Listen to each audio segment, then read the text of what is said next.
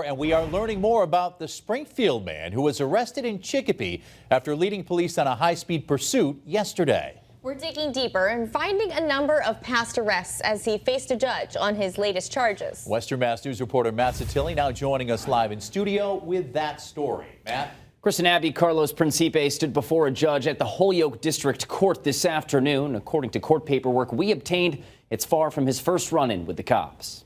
On Wednesday afternoon, Carlos Principe appeared in Holyoke District Court after his arrest in Chicopee on Tuesday. This exclusive Western Mass News footage shows the 26-year-old escorted into the back of a Holyoke police cruiser after crashing into the cruiser and fleeing on foot. This was an incredibly dangerous pursuit that he led police on in two communities. Holyoke police say he's wanted for questioning and a string of larcenies, but we found he already has an extensive arrest history. According to paperwork Western Mass News obtained from Springfield District Court, Principe was arrested in 2016 for breaking into a church. 3 months later, another church break-in charge. Then, in August of 2018, he was found in a stolen vehicle out of Connecticut and in possession of drugs, including heroin and crack cocaine. A shoplifting charge in 2021, an assault and battery on police officers, and this past January, a stolen Jetta out of Chicopee. And now we know he's also wanted across state lines. You're a fugitive from justice from the state of Connecticut.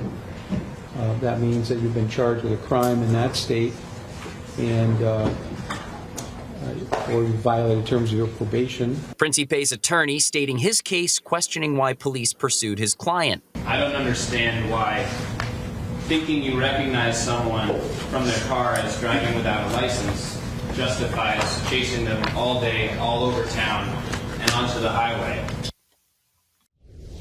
Principe is now being held on a $50,000 cash bail. Coming up at 6, more on what authorities are saying about the police pursuit yesterday. Reporting live in studio, Matt Satilli, Western Mass News.